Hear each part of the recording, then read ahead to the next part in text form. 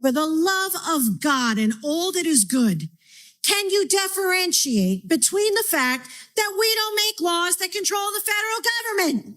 My God, what are we doing here? I'm not a lawyer. I was an English teacher and I comprehend that. My 5th grade middle school English students would understand it. I am coming to you not from a point of ideology, because I know in the minority party, we already lost that argument. You guys are way, way out in the ether with that. I'm not even hoping to win the ideology. I'm hoping to win the logical argument to say, why do we keep passing laws that are going to end up in court? We lose and the taxpayer gets shafted over and over and over. You cannot vote yes for a law that controls local, county, state, and federal. No, federal's got to come off for this to count. But the only reason why you're passing it is to affect federal agents. Hello?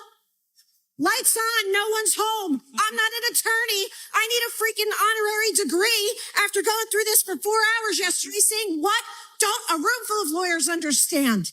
Ludicrous. Oh my goodness, thank you. The New Jersey Statehouse Watch is on. From Trenton, we explain what's happening inside the State House, speaking directly with legislators, policymakers, and budget experts to bring you the facts behind the decisions. There's no doubt that energy bills are about to skyrocket this summer. $300 million to Newark billionaires. That ain't cutting it for rural New Jersey. Enough of it. Madam Clerk, please have a machine for a vote. 46 votes in the affirmative, 25 in the negative, and 0 abstention. We break down bills as they move through the New Jersey legislature before they become law. With your hosts, Jack Brangan and Constance Ditzel. So stick around. Here's Jack and Connie. Hello. Indeed, this is Jack and Connie. Hello from Camden County, New Jersey. That clip was Assemblywoman Dawn Fantasia, our powerhouse Assemblywoman, hammering the point that New Jersey sanctuary state bills cannot completely prevent ICE from doing their job. You're going to be hearing more from her, but I think that was a great opening clip. Yeah. So we are New Jersey Statehouse Watch, and our focus for every one of our podcasts is going to be Trenton. Everything that's going through, any of the bills going through Trenton that affect anyone in the state, we're going to try to keep track of. Now, this evening, we have 3 topics, in addition to Dawn Fantasia coming on. What we're going to be talking about with Dawn is our sanctuary state. That was one of the big changes. As soon as Mikey Sherrill was sworn in, we within a matter of days, we were a sanctuary state, and there were 4 bills, when you add them all up, equal New Jersey as a sanctuary state. So we're going to briefly define those bills and try to also define what the impact of those bills have on you as a citizen of the state. Another hot topic is the school funding. Really hot right now. Yes. So we're gonna cover that, and then the third one is the freedom to read. This is a bill that's already passed into law, but we want to remind folks that there are steps that you can take to protect your children against what we would consider pornographic materials that may be in your school library. So we had a little bit of action with sanctuary states right here in Camden County. Yes, we did. Let's see that, Mr. Producer. We have something to show you. We had a Facebook post from our director, Louis Capelli Jr. in Camden County. This is dated April 16th, very current. And this just goes to show you how quickly bad ideas can move. He has cited that we've seen devastation wrought by the Immigration Customs Enforcement, and that right here in Camden County, ICE has torn families apart. And as such, until cult leader and traitor Donald Trump brings reform to this agency, ICE agents are not permitted in Camden County property without a judicial warrant. This relates directly to what Dawn is talking about. Right. That was enacted on March 25th. Here we are on April 16th. He's putting it in motion. And I think he even said in his follow-up that, could they do it? He didn't really answer. He knows that they can't actually enforce it. But they're going to take the time, and it costs time and energy and taxpayer dollars to try to defend it. But it's really something that they call this cult leader and traitor, and brings disdain to all of us who are trying to follow the president and follow the law here. That disdains half of the people in Camden County. Yeah. So this is Camden County, but this should be a heads up to everyone in all counties that your county commissioners will be adopting the sanctuary state. Now, in this particular case with Lou Capelli, he never mentioned anything about whether there would be a public risk with this enacting these laws. He didn't mention anything about a medical risk because the illegal aliens that come into the state of New Jersey are not criminally or medically vetted. So he didn't mention that. He didn't mention anything about the potential impact on schools, or since New Jersey is now a sanctuary state, we will become a magnet, for illegal aliens all over the country. Absolutely.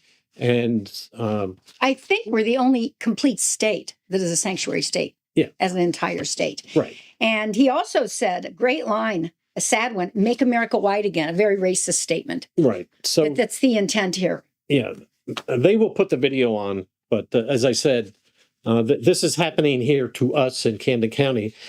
This is a man overwhelmed with Trump disorder syndrome because the entire statement that he put on Facebook and his entire statement that he read verbally was simply about Trump. Right. I know. And this is not about Trump. And frankly, I don't care what he thinks about Trump. And this is a commissioner meeting, a Right. Camden County commissioner meeting. So anyway, I think it's time we want to bring on Dawn Fantasia. Well, Shall we? he did mention, I want to point this out. He mentioned about an incident in Lindenwold, Oh, New right. Jersey. Right. And actually, this might have made, I don't know if it made national news, it might have. But he mentioned a situation in Lindenwold, New Jersey, and the way he described it was the ICE agents were terrorizing children, that were near an elementary school. So what's the rest of the story, as they say? This was about an illegal alien named Hugo Coelho, who happened to be in the United States illegally for 21 years. So this was a targeted effort by ICE. They had this guy, they were following him in his car, and he took off down the street trying to evade ICE.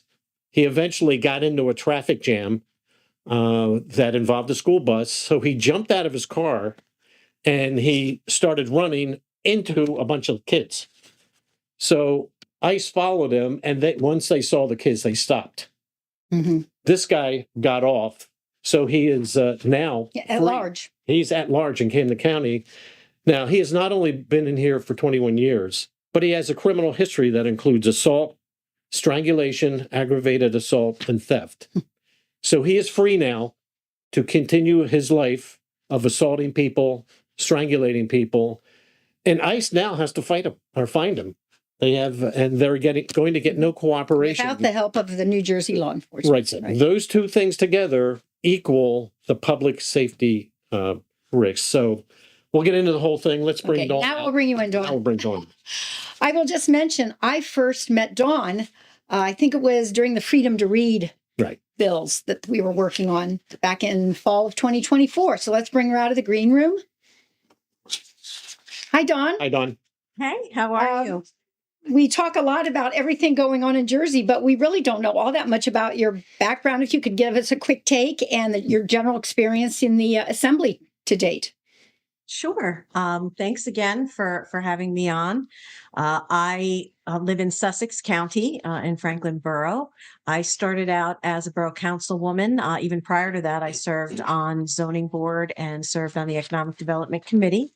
After serving 3 years in Franklin, I became a Sussex County freeholder, which, the name has changed to commissioner, and I served 5 years on the Sussex County Commissioner Board. And then in 2023 was elected to serve in District 24 as an assemblywoman. We had retirements coming from our district. The great Hal Worths left the assembly, our predecessor. He was a former labor commissioner under Chris Christie, and he was an assemblyman, wonderful, strong conservative. Assemblyman Parker Space ended up filling the seat of Senator Steve Oraho, who had retired, and Assemblyman Mike Ganamort rounds out the 24th legislative district.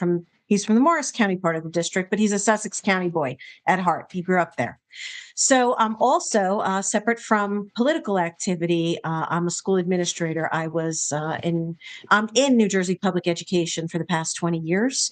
I've been an English teacher, a vice principal at a high school, a middle school principal, and now I'm a district administrator. And what I do is I work with students in English and math to help learning loss remediation following COVID and the lockdowns, because we know we had very draconian lockdowns here in the state of New Jersey, compliments of our former governor, Phil Murphy.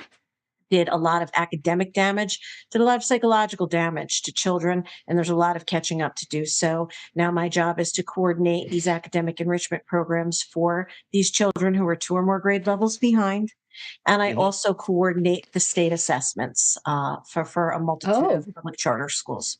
So that's what I do. And I'm happy to be here, and I'm happy to talk about the topics tonight. It looks like you have a full schedule here.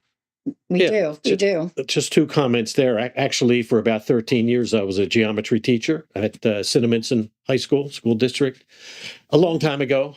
But there's nothing like teaching geometry 8th period on a Friday. It's just a beautiful thing. They love it. They love And it. by the way, I worked with curriculum development in textbook development with at K through 12 and college curricula. So we have all in this room had a lot of experience with curriculum development and topics that are there, should not be there, and everything that goes with it. Right. So there are probably a lot of people in this area that really couldn't put their finger on Sussex County. But I mentioned this to Constance last week, that in Sussex County, I think is one of the most beautiful spots in the entire state, if not, I'd say in the top 100 in the country. And that is the Delaware Water Gap. That is Sussex, right? Yep, we're right along there. And if you're trying to figure out where Sussex County is, imagine the very, very top of the state, where it comes to the point where we have Pennsylvania, New York State, and High Point State Park. So the High Point State Monument, that is Sussex. And Port Jervis is just on the New York side? Is that correct? Okay, correct. Gotcha.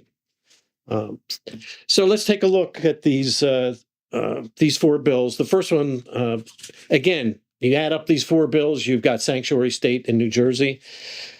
The first one, these are all titled by Democrats. And the first one is the Privacy Protection Act. And this one has serious consequences on how the local police and the federal communicate with each other, right? So maybe you can tell us about this. What do you think some of the ramifications would be as this gets enacted? Sure. Well, last session we started out with a trifecta of terrible bills, and they've added on a 4th, as you know, in this time around. But for this particular bill, this one is specifically egregious. It actually blocks the sharing of information between law enforcement agencies by way of any information collected, even via license plate readers. You may have heard a lot in the news talking about license plate readers, and oftentimes it's very important, critical information when tracking criminals who are trafficking victims across different state borders. And this will actually restrict the sharing of that information. It really, the impetus of this bill, and it's not hard. I mean, it's as transparent, as your windshield. Right. This is basically meant to block any information sharing with the federal government about immigration status of those who are illegally receiving SNAP benefits, Medicaid, things of that nature. And New Jersey has a rich history of incredibly mismanaging and bungling those federal funds, significant overpayments, as much as 34% payment error rate.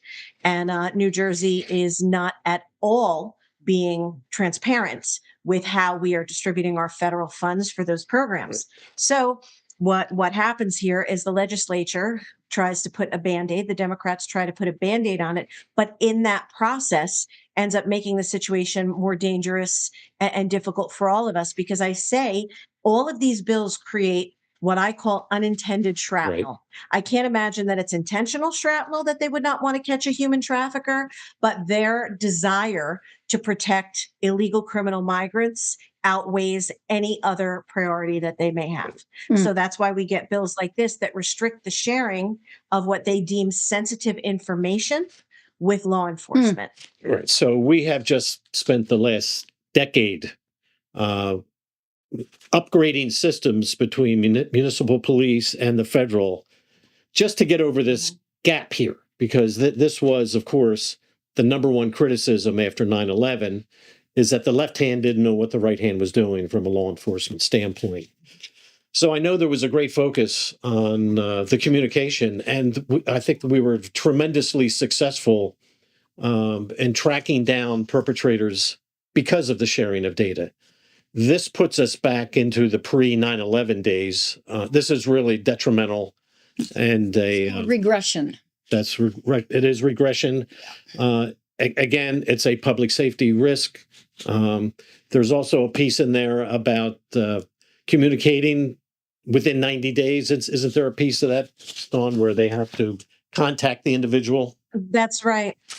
If that information is requested from the state, we actually have to notify that individual. So a criminal or an illegal migrant that's here, if their information is requested, law enforcement actually has to notify them to say, "Hey, Amazing. your information is being requested, and we're going to give you like a little bit of time so you can figure out what you want to do to continue to evade." Dealing with the That's so consequences. appalling. So it's Yeah. So the whole concept of it's real. yeah, the concept of surprise is gone because Gone. the person notified. Obviously, he's out of town as soon as he gets that.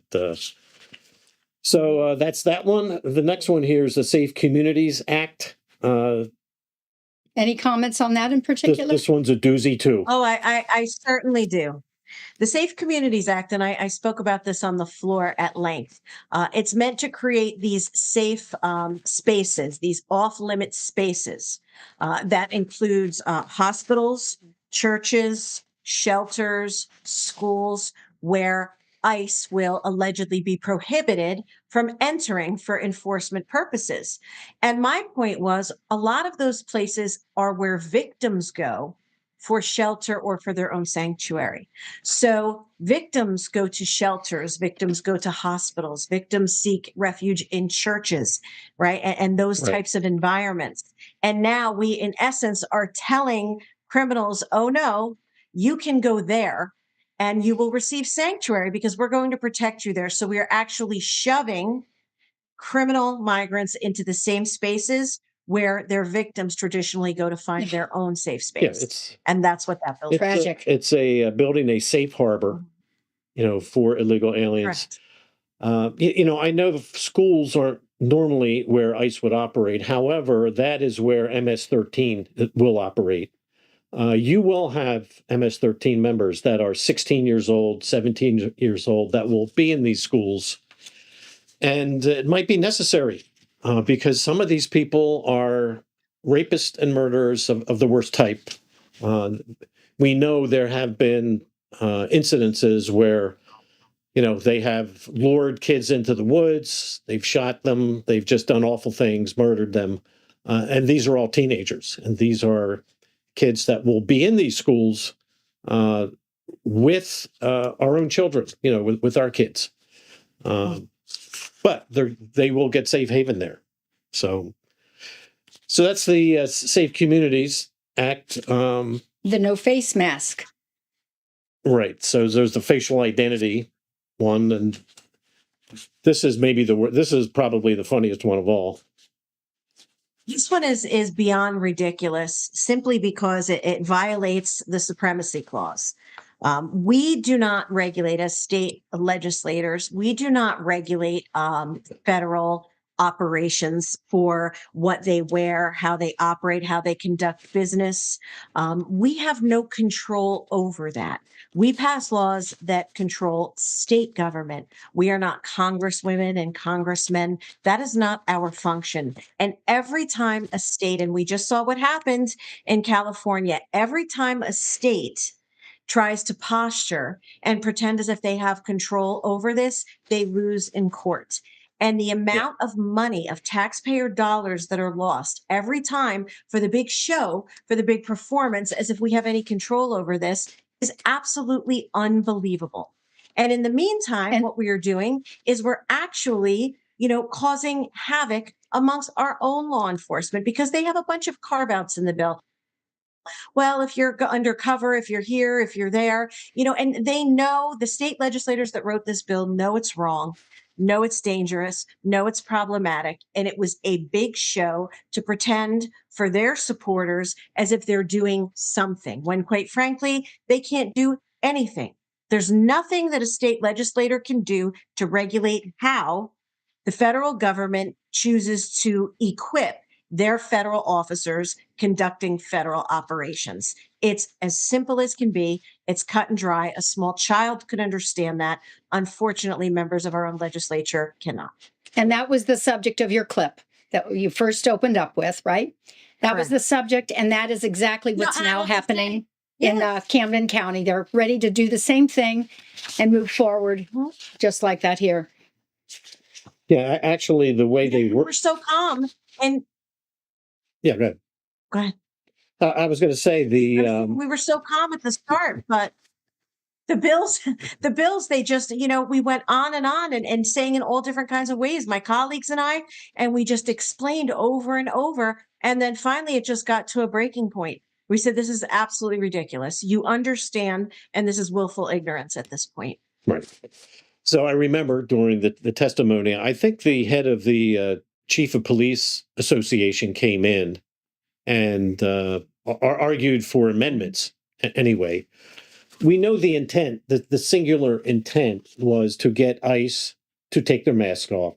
But the way it was written, it doesn't say ICE per se. I think it says, actually just refers to a law enforcement officer. Well, that brings in state police, it brings in municipal police, which I don't think anybody's ever complained about them with their masks. So, this is just a bad bill because the intent was strictly about ICE, but the way it was written, it unintended consequences again. It affect the state police and the local police. So, but it was passed. That's right? correct. So. The last one here is the umbrella one, strengthening trust between law enforcement and immigrant communities. So this is the Immigrant Trust Directive that Correct. actually was in place, I guess, in 2018. I don't know if there were changes from the directive to the bill. This says what, essentially? By way of the Immigrant Trust Directive, back in 2018, it was at that time Attorney General Gerberg Rual.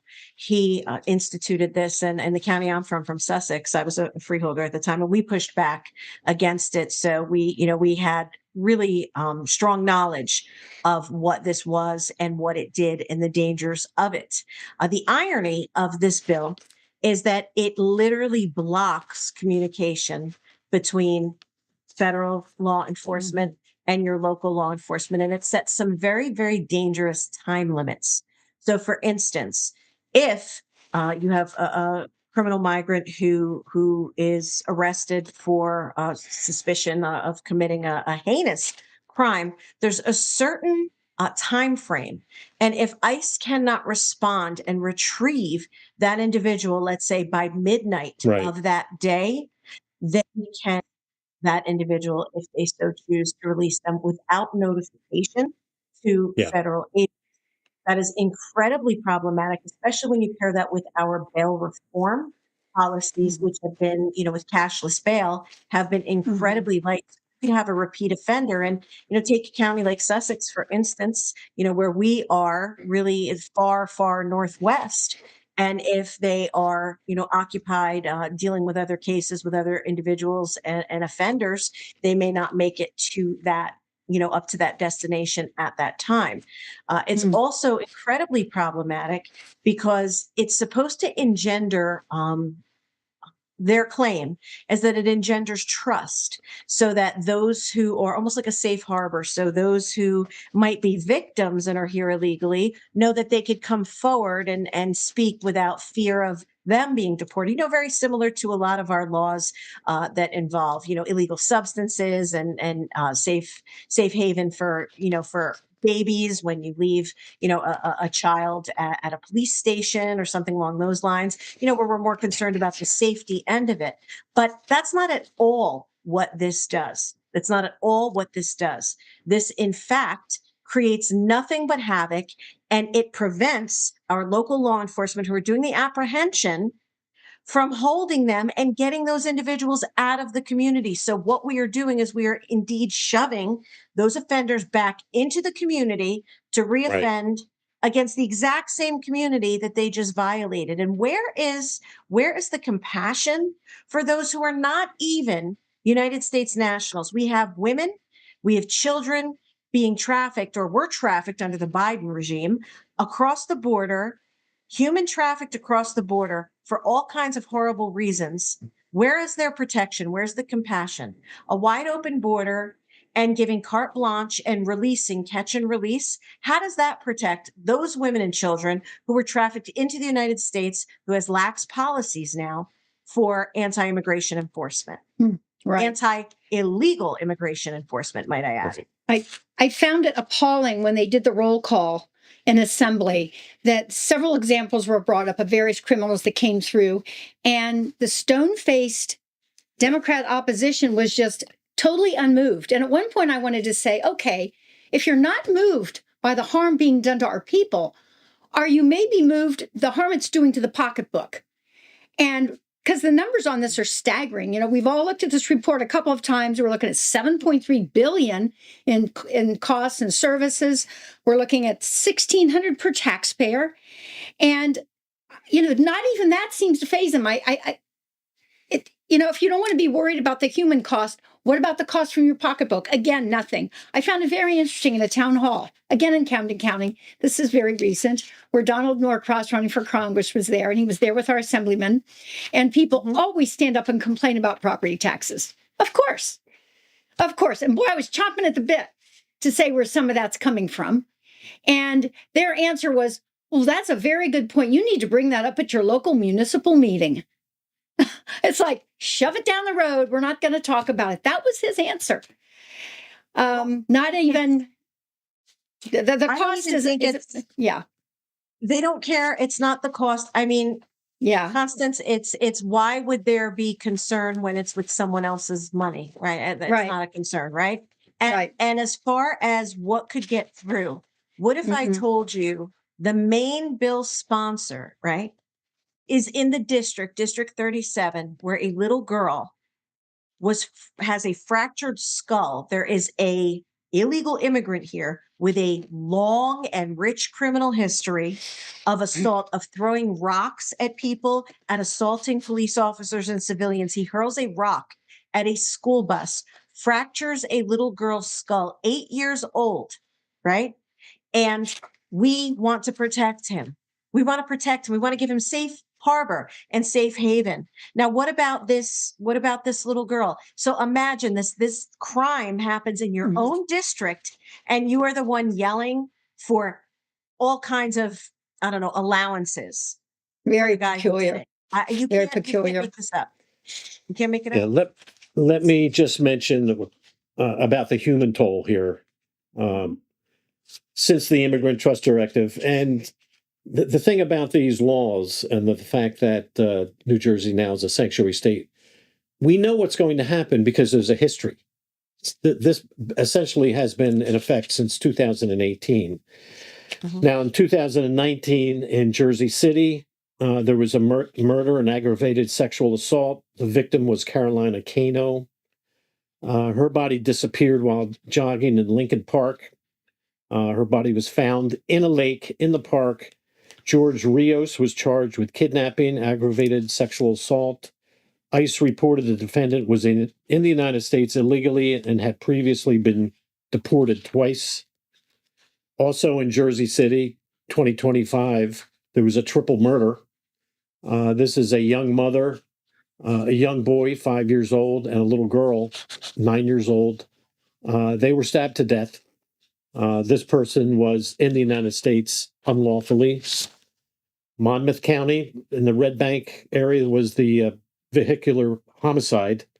This just happened last August. This is where the illegal alien was drunk, across the medial strip, and I believe killed both the mother and the 11-year-old daughter. Yeah, there's a list of other criminals that we've picked up, all from all countries and all over the state here. Just very quickly, from Portugal, we have the crime was enticement of a minor for indecent purposes in Newark, New Jersey. Cape May, New Jersey, another person from Mexico, sex assault, sex offense against a child, fondling, sexual exploitation of a minor. That was in Cape May. In Belvedere, in Princeton, in Newark, in Patterson, Bloomingfield, Newark, all over the state. So if people think it can't happen here, it's Kearney, New Jersey, and they're all the same. Sex assault against children, Bridgeton, Leesburg, Newark, Belvedere, Jackson. This is happening, and it's just going to get worse because now this has been codified. So I don't know what to say, but you know, the thing about this, that all these bills, none of them were they were only sponsored by Democrats. They were passed by Democrats. Not one Republican sponsored. There are no Republican fingerprints on any of these bills. It did not get one vote. So the problem is there's just more Democrats than there are Republicans. So that's where we are in New Jersey. Correct. And, you know, they characterize the biggest problem here is any time that you speak against any of this, they conflate immigration with illegal immigration. When you talk Right. about the dangers like you just outlined, what they do is they talk about immigrants and they say, but we're a welcoming country and it's your neighbors. Don't you care about your neighbors? You know, and I said, Mr. Rogers did not throw the rock and fracture the girl's skull. That's not your neighbor. That's not what's happening in your neighborhood. Cut it out. You know, until we can have an honest conversation and they can insert the word criminal migrant against those who commit violent crimes, that we can talk about illegal migrant for those who are here illegally, we cannot have an honest conversation. They refuse to name exactly what the problem is. They feel like it's insulated by accusations of racist, calling things a dog whistle. They don't want us to define things as they are in reality. And that's where we're at. Yeah, the legal immigrants, nobody has a beef with whatsoever. None. Zero. It wasn't. I know plenty of legal immigrants in New York City, plenty of friends legally here, and they are very put out. As they came in illegally, rightfully so, they respect the country, and they are beside themselves that this is happening. So, Was there an amendment that the Republicans put out there to put the adjective illegal in front of immigrant, or in other words, to change the bill? Any reference to an immigrant, they would put, you know, the correct adjective there, either illegal or legal? Absolutely not, because I mean, anything like that is entirely dead in the water. I do know that Assemblyman and my friend Assemblyman Paul Kinitra did try to introduce some hostile amendments, you know, along the way. He even suggested, you know, at one point, can we change it and let's have a circumstance where if we move For accuracy, this forward, you all agree to house, you know, you agree to house somebody here.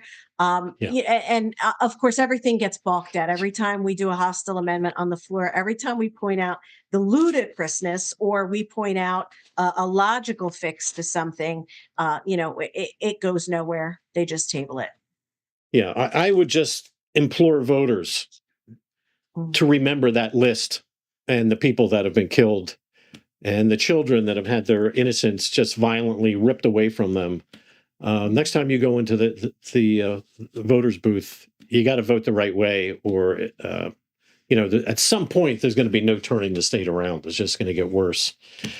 So why don't we talk? we got to switch topics. We've been on this a half hour. We're going to lose. We could talk all night on this.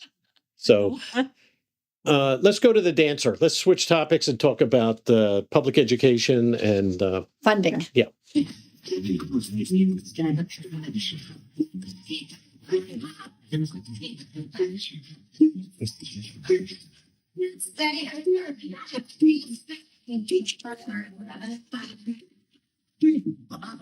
Reactions to first aid, let's go, come on! Oh, yes,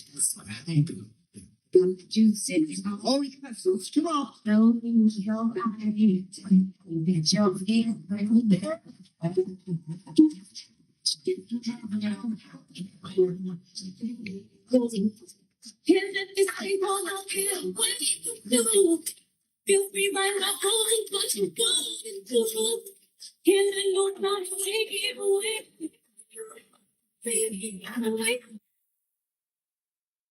This is all over the internet. What was that? It's inexplainable. What was that? Well, what that is that's footage of Newark Superintendent. I call him Newark Superintendent Surf and Turf for his, penchant for the rich things in life. That's Newark Superintendent Roger Leone, Superintendent of Schools. That was footage that was posted, not by us initially, celebrating a birthday that he just recently had. And might I first say that everyone's entitled to celebrate their birthday, and I Sure. said he's got the moves like Jagger, that guy, right? I mean, good for him. He looked like he was having a good time. The problem is what's happening in Newark right now in Newark Public Schools is not a good time. It's not a good time for the children. It's not a good time for the families, and it's not a good time for the taxpayers.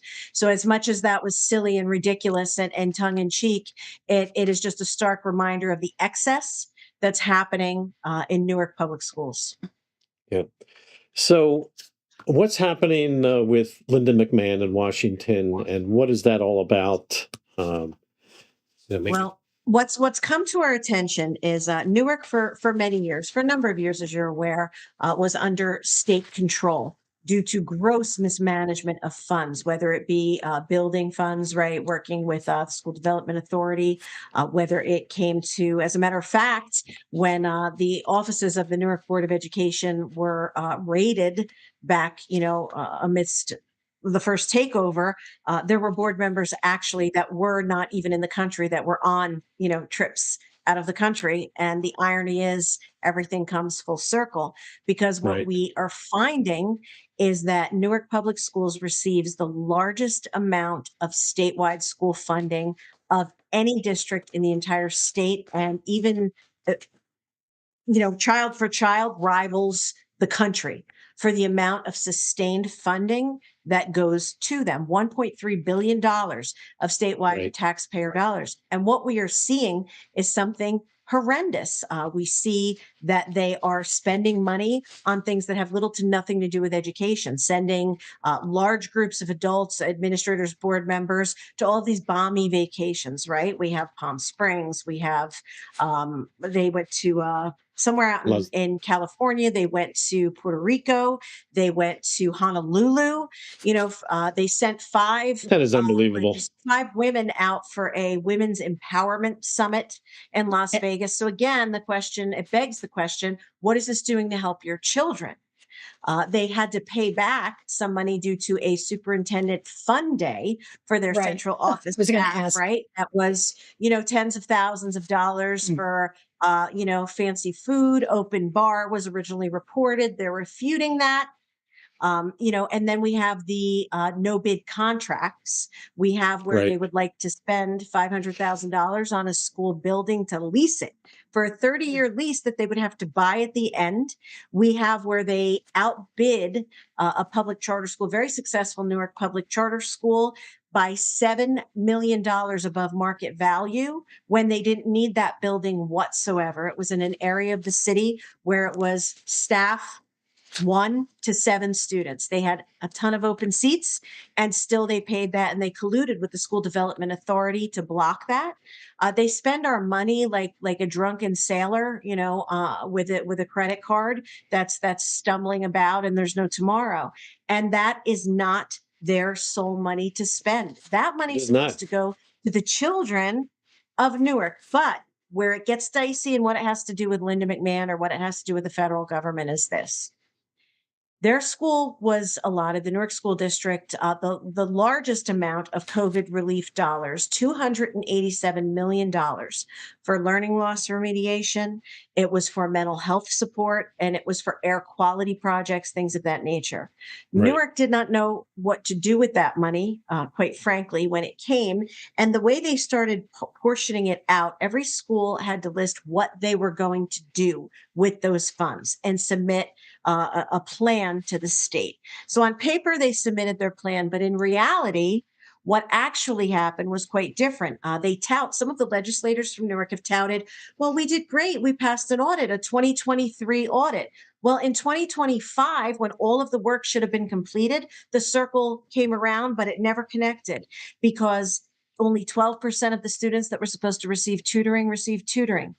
There was a consultant who was hired at $1.4 million for a 2-year contract to help train the teachers in literacy strategies, a ridiculous amount for this person who was woefully unqualified as per public records, never even started the work. And they will not account for where all of those dollars went when they didn't go to the children of Newark. And I take clear offense to this. People say to me, oh, we feel like you're picking on Newark. Like hell, I'm picking on Newark. I'm focusing on Newark for 2 reasons. One, the whole state is suffering, paying for Newark schools to waste our money, for adults to take money meant for children and waste it. And secondarily, because of what I do for a living, and I've worked in urban schools for the past 18 years, I see what it takes. And I quite frankly have busted my tail to help children be the best they could possibly be, along with wonderful staff I've worked alongside.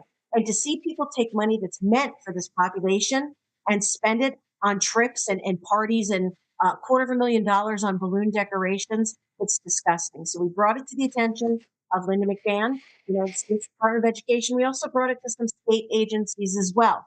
What I can say at this point is we have had a conversation with one of those agencies already and an interview, and we're going to see where it goes from there. And that's all I can share at this point. But we are hopeful that this moves along because there needs to be accountability with our federal dollars, and there needs to be accountability for those kids, because if they're not going to look out for them, the legislature, it's our duty to look out for them. Yeah. And not to mention our state dollars, of course. Now, all of this would be fine. All of this would be somewhat acceptable, if you want to put it that way, if the student outcomes were better. But they're sending these kids back to failing schools every year. The way I understand is 21% graduated proficient in math, only 21%, and only 34% proficient in English language arts. And these are by New Jersey's own assessments. So it's not like they're coming out on the end. This money is not making the result, which I thought was to get them a better education so they come out ready to graduate and obtain jobs. Well, which you all both goes are back in education.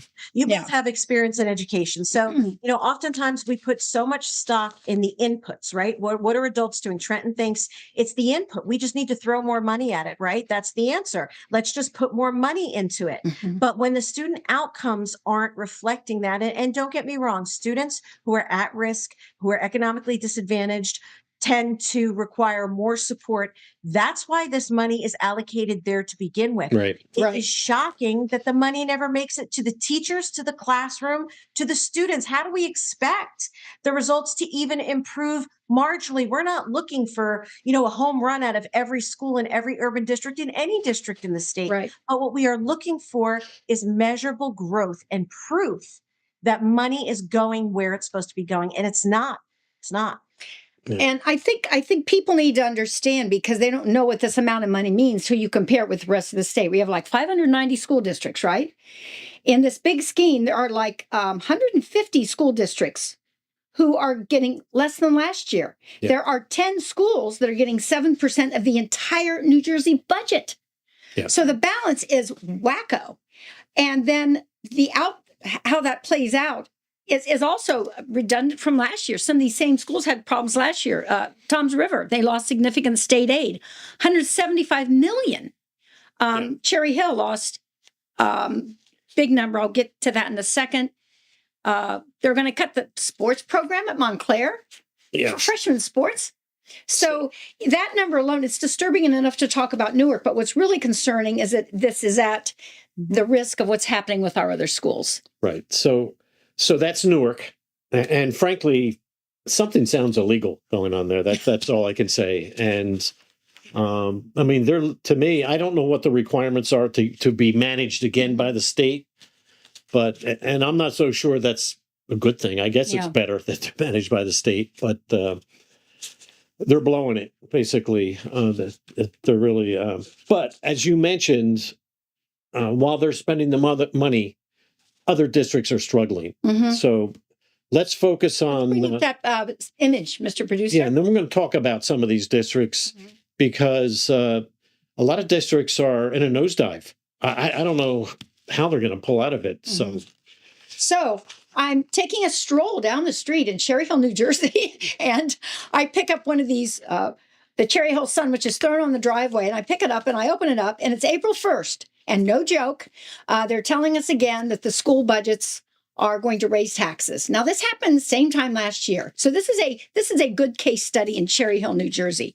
This township, which is rather large in Camden County, they're going to have a 7.4% tax increase and 14.5 million in budget cuts. That includes 72 staff position, 72 being cut. Right. That is no small number. And on top of it, 8 million outside of personnel. They don't know where it's coming from yet, but 8 million outside of personnel. So they don't know where that's coming from. They say some of this is costs in operation, like in utilities. Now, we know we can go down the street with utilities too, about why utilities cost higher, but we'll save that for another day. But just alone, what Cherry Hill's dealing with, it's very significant of other townships. Others around where we live, Audubon, 2%, Collingswood lost 2%. Then the numbers go on and on and on about how much they lost, and they're going to be cutting teachers, they're going to be cutting staff. And I saw it again on a Facebook page today, upset about teachers being cut in Collingwood. These are smaller districts, of course, but this big pie, what is it with the school funding formula? Right. And I take this personally because I live in Cherry Hill. Yeah. Yeah. And my kids are out of the school district, and they, on one hand, they're doing Stay New Jersey to keep me in, New Jersey. And then on the other hand, they're jacking up the school prices. Can you comment on that formula? Absolutely. And Jack, if you ever want to talk Stay NJ, that's for another show because I could talk to you for half an hour about that debacle as well. However, New Jersey school funding formula, SFRA, and then S2 was brought in to kind of try to mitigate that. But, all roads lead back to what's called the Abbott decision. And the Abbott decision said, that we needed to take into consideration a school district's ability to pay within its own community, right, for a fair, equitable education, right, adequate education for the children. So that is settled law. That's not changing. That's not going anywhere. But here's the rub. The way we fund is so unbelievably dysfunctional. A lot of people say, the school funding formula is so complicated. You need an advanced degree to understand it. But when you really break it down into the most basic components, it's not voodoo. Every child in the state of New Jersey starts out with a base number of what their quote unquote monetary cost would be per district. Okay. So every kid starts at 1. Then if they're in middle school, that's a bit more to educate. So that child counts as 1.04 of one child. Then at high school, they count as 1.16 in the weighted formula because high school is more expensive. The materials that you would need, the sophistication of the education of the teachers you might need, etc. But then this is when you get into English language learner, you may add 0.4 to that. And then for a student who, for instance, is special education, you add 0.4 also to that, and so on and so forth. So it builds up the value, per se, of what each kid would cost. So that's the basic premise of it. But then what the state does is probably the stupidest thing that we could ever imagine. They say, okay, this is how much it costs to educate a child, the children in your district. Then we're going to look at 2 things in your community. We're going to look at how much you make, your income, the income of the community itself, of the town, right? And then we're going to look at your property values, your property valuation in that town and how much you could raise. And they're going to each count for 50% of how much we think you can afford to pay, right? So you have what each child is allotted, then you have what your town can give, and the gap in between is what the state will fund. So you have, districts that are definitely impoverished districts, right? Who can pay less.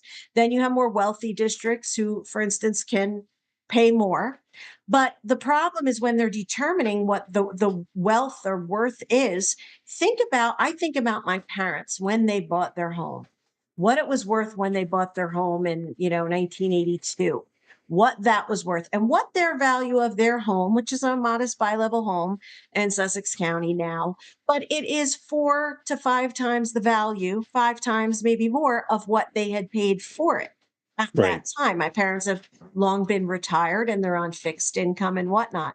But to the eyes of the county, oh boy, they must be rolling in it, right? Because look at the value of that property. So there's a big danger in using property valuations and not the actual income of your property when you're determining what the local fair share is that your community can pay. So what we are seeing is these giant, giant gaps where you might not be getting a thing back from the state in that, filling the aid in the middle. That Right. equalization Isn't this- aid. You might not this be is getting anything. Redistribution of wealth. Correct. It is Classic redistribution of wealth. Mhm. Yes, understood, because constitutionally in the state of New Jersey, every child is guaranteed. Like what we did find, and what I must say is that the fair piece is if a public education, an adequate free public education is constitutionally protected, we do have a duty of providing safe, fair, equitable education across the board. The problem is that this plan is absolutely insane, which leads me to the next piece of it. We do something incredibly stupid. Special education funding. We say, you know what? We don't want to know how many kids are actually enrolled. Every district, we're going to say 15.9% of your population, real number.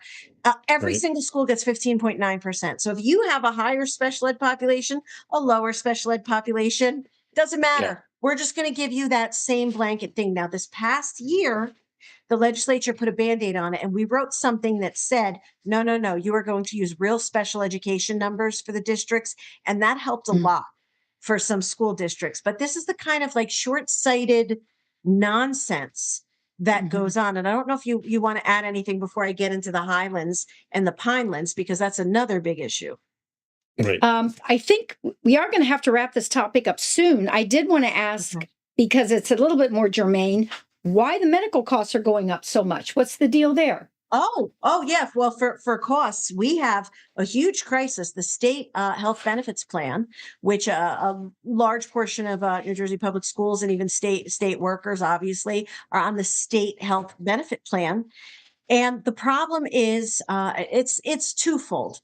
One is that employees, let's say in a school, with Chapter 78, contribute a portion of their salary, a percentage of their salary. So as health insurance costs spike wildly up, they are not adjusted to what let's say a private employer, what that percentage that would belong to the employee would be. It's pretty much fixed and it's linked to income.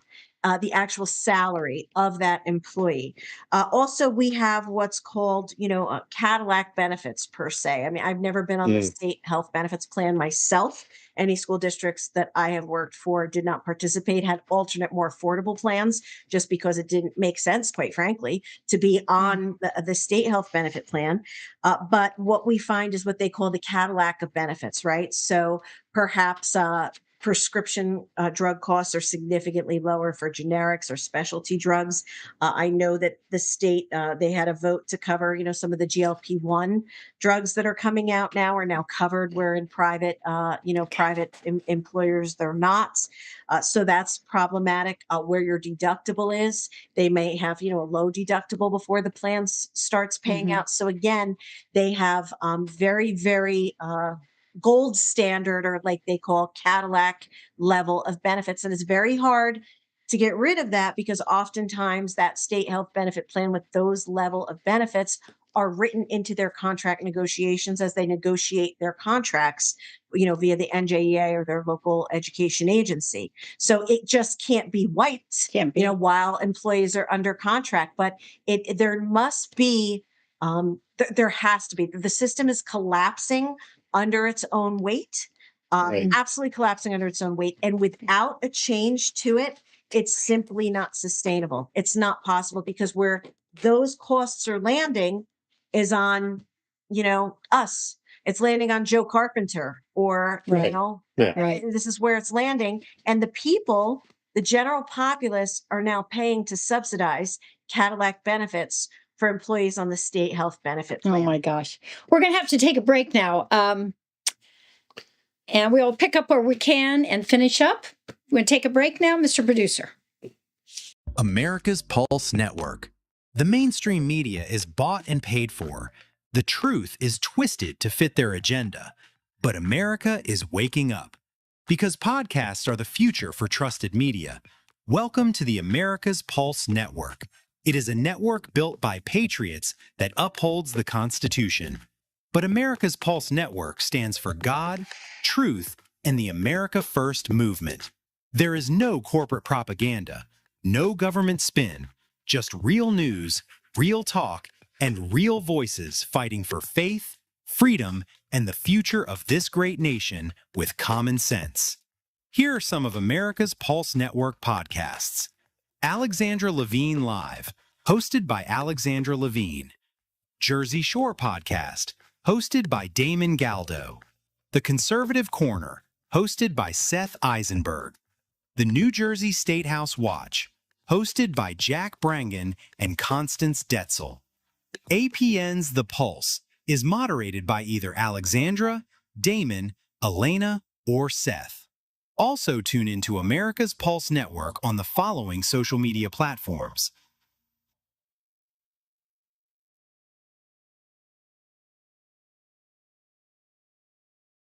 Join the revolution, because the pulse of America beats for God and country. America's Pulse Network is for faith, family, freedom, and truth. Hello again. Dawn, we're going to wrap up now because we had such a scintillating discussion that we're going to have you back. If you'll come back, we would like to talk more about freedom to read and some other things. And we thank you so much for coming. Both of these are hot topics people need to know. Thank you so much. We could talk all night about them, and the lights go off here in 5 minutes. So, Well, thank you for having me. It's been a pleasure. Thank you. okay, Dawn. Thank you. We'll talk to you again. So we do have some episodes coming up. So, Mr. Producer, we have put that on the screen. So coming up, we have another Assembly woman, Vicki Flynn. She will be here on May 12th. So that's right around the corner. Another fighter that's right there with Dawn. Both Vicki is there as well. But Brian Bergen is coming up. He's another tough one. Once he gets up, I know the Democrats hate to see All him. these people are working for us in Assembly. Don't let anyone tell you otherwise. Chris Russell is on June 9th. He is he had worked for the Jack Ciattarelli campaign, and I just want to know what happened, from him. That's it. Now, the last one so far is Audrey Lane. Now, Audrey Lane is one of the preeminent, I would say, experts, and there are many. But she is certainly one of them as far as the New Jersey budget is concerned. So we talked a lot about money tonight with school formula. She will have an opinion about that, and maybe she might have a way. I would like to get from her, what is the road out of this mess, not only with the school budget or the school formula, but the New Jersey budget in general. So mark your calendars. May 12th is the next one, Vicki, and I think we're going to talk to her about the voter bill. Bill's up there. So anyway, that's it. NewJerseyStateHouseWatch.com. You can find us on YouTube. We are on Spotify, Apple Podcasts. We are on social media, New Jersey Statehouse Watch. We are on X, New Jersey Statehouse, because they couldn't take the extra characters. That's right. So you can find us quite readily. This is live stream or recorded tonight, and the podcasts are always downloadable after the fact. So good night, everyone. Thank you. Thanks for joining us on the New Jersey Statehouse Watch. Join Jack Brangan and Constance Ditzel every second and fourth Tuesday of the month at 7:30 p.m. Watch the show live at njstatehousewatch.com or listen anytime. Download the podcast on Apple, Spotify, Amazon Music, or wherever you get your podcasts. We'll see you next time on the New Jersey Statehouse Watch.